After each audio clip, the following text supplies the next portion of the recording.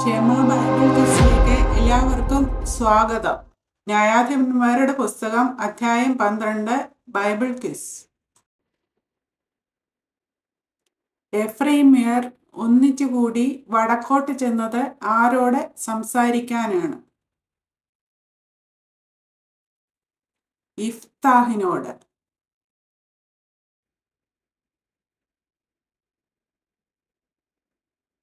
ആരോട് യുദ്ധം ചെയ്യുവാൻ പോയപ്പോൾ കൂടെ പോരേണ്ടതിന് ഞങ്ങളെ വിളിക്കാഞ്ഞതെന്ത് എന്നാണ് എഫ്രൈമ്യർ ഇഫ്താഹിനോട് ചോദിച്ചത്.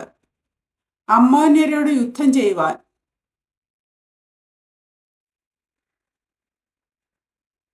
ഇഫ്താഹ് യുദ്ധം ചെയ്യാൻ പോയപ്പോൾ കൂടെ പോരേണ്ടതിന് എഫ്രൈമ്യരെ വിളിക്കാഞ്ഞതിനാൽ എഫ്രൈമ്യർ അവനെ എന്തു ചെയ്യുമെന്ന് ഭീഷണിപ്പെടുത്തി.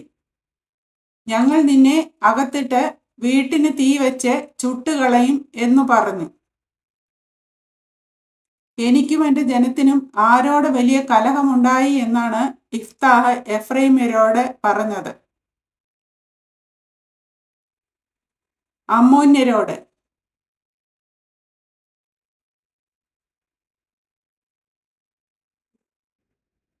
ഞാൻ നിങ്ങളെ വിളിച്ചപ്പോൾ നിങ്ങൾ ആരുടെ കയ്യിൽ നിന്ന് രക്ഷിച്ചില്ല എന്നാണ് ഇഫ്താഹ് എഫ്രൈമ്യരോട് പറഞ്ഞത്.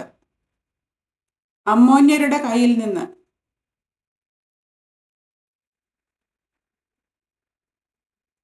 ഇഫ്താഹ് സ്വന്തം ജീവനെ ഉപേക്ഷിച്ചുകൊണ്ട് അമ്മോന്യരോട് യുദ്ധം ചെയ്തത് എന്തുകൊണ്ട്? എഫ്രൈമ്യർ അവനെ രക്ഷിക്കയില്ലെന്ന് കണ്ടപ്പോൾ അവൻ തൻ്റെ ജീവനെ ഉപേക്ഷിച്ചും കൊണ്ട് അമ്മോന്യരോട് നേരെ ചെന്നു. ആര് അമ്മോന്യരെ എൻ്റെ കയ്യിൽ ഏൽപ്പിച്ചു എന്നാണ് ഇഫ്താഹ് പറയുന്നത്? യഹോവ.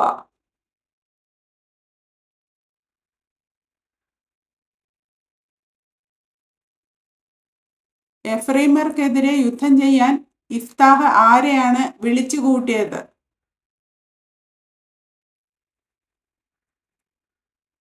ഗിലെയാദ്യരെ.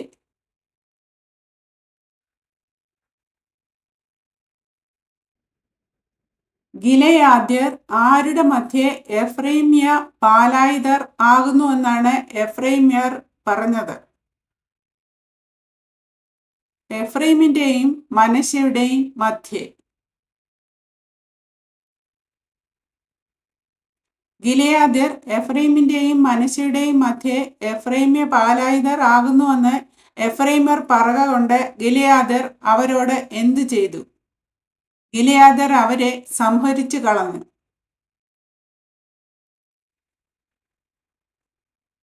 ഗിലെയാദ്യർ എഫ്രൈമ്യരെ സംഹരിച്ച് എന്ത് പിടിച്ചെടുത്തു?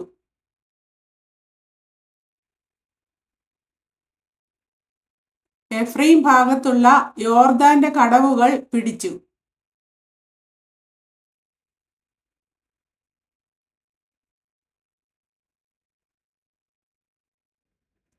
യോർദാന്റെ കടവുകൾ കടക്കാൻ ശ്രമിക്കുന്ന എഫ്രൈമ്യ പാലായുധൻ ഞാൻ അക്കരയ്ക്ക് കടക്കട്ടെ എന്ന് പറയുമ്പോൾ ഗിലെയാദ്യൻ അവനോട് ചോദിക്കുന്നതെന്ത്? നീ എഫ്രൈമ്യനോ എന്ന് ചോദിക്കും. ഗിലെയാദുകാരുടെ ചോദ്യത്തിന് എഫ്രൈമ്യ പാലായുധൻ അല്ല എന്ന് പറഞ്ഞാൽ അവനോട് പറക എന്ന് പറയുന്ന വാക്കേത്? ശിബ്ബാലേത്ത്.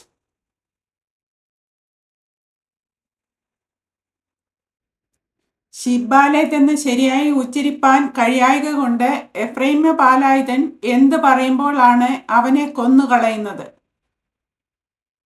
സിബ്ബോലേത്ത്.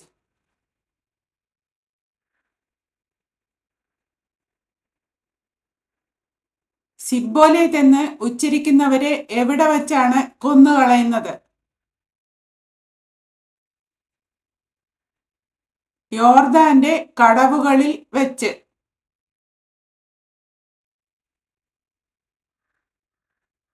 ഗിലെയാദ്യരുടെ കൈകളാൽ എഫ്രൈമ്യരിൽ എത്ര പേർ വീണു?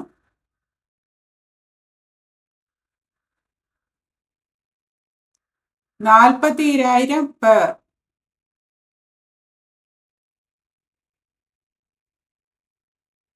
ഇഫ്താഹ് എത്ര സംവത്സരം ഇസ്രയേലിന് ന്യായാധിപനായിരുന്നു? 6 സംവത്സരം.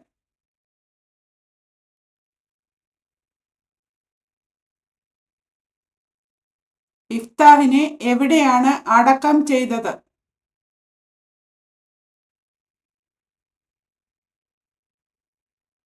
ഗിലെയാദ്യ പട്ടണങ്ങളിൽ ഒന്നിൽ.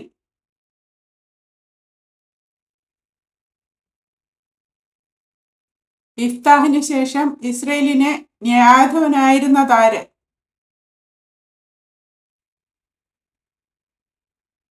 ഇസ്ബാൻ.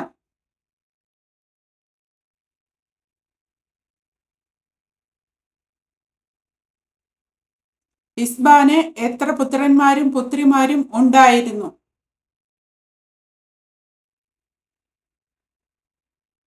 30 പുത്രന്മാരും 30 പുത്രിമാരും ഉണ്ടായിരുന്നു.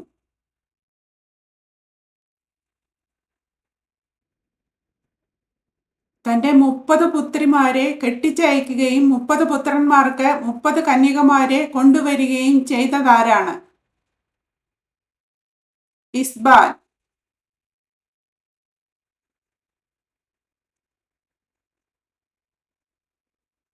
ഇസ്ബാൻ എത്ര സംവത്സരം ഇസ്രയേലിന് ന്യായാധിപനായിരുന്നു? 7 സംവത്സരം.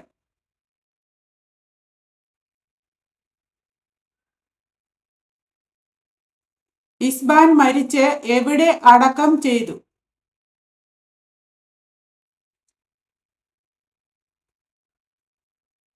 ബേത്ലഹേമിൽ.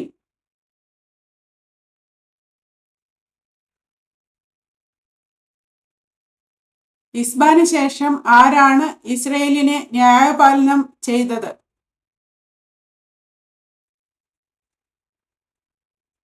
ഏലോൻ.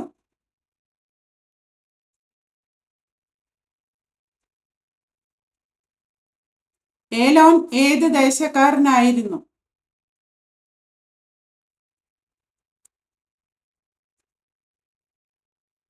സെബൂലൂൻ ദേശക്കാരനായിരുന്നു.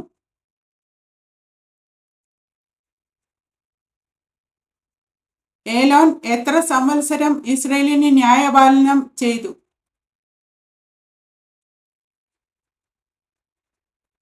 10 സംവത്സരം.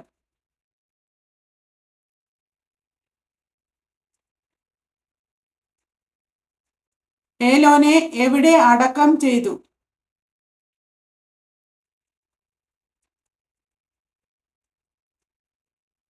സെബൂലൂൻ നാട്ടിൽ അയ്യാലോനിൽ.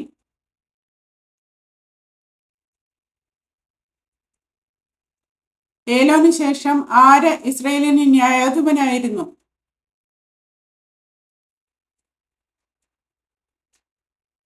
അബ്ദോൻ.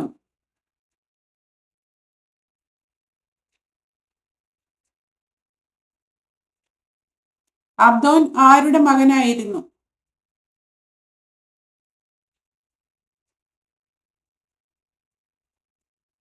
ഹില്ലേലിന്റെ.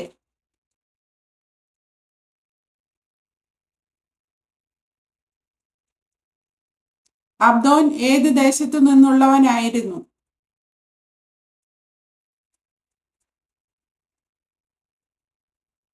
എഫ്രൈം ദേശത്തുള്ള പിരാഥോനിൽ.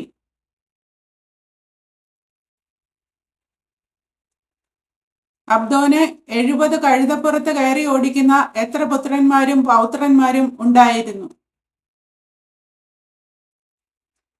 40 പുത്രന്മാരും 30 പൗത്രന്മാരും.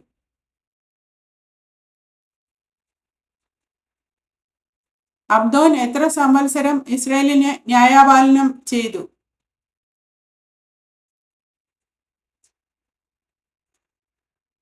8 സംവത്സരം.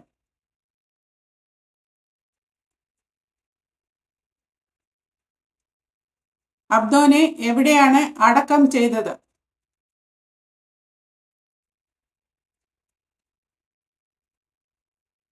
എഫ്രൈം ദേശത്തെ അമാലേക്യരുടെ മലനാട്ടിലെ പിരാഥോനിൽ. ചോദ്യങ്ങളും ഉത്തരങ്ങളും ഇവിടെ അവസാനിക്കുന്നു. ദൈവം എല്ലാവരെയും അനുഗ്രഹിക്കട്ടെ.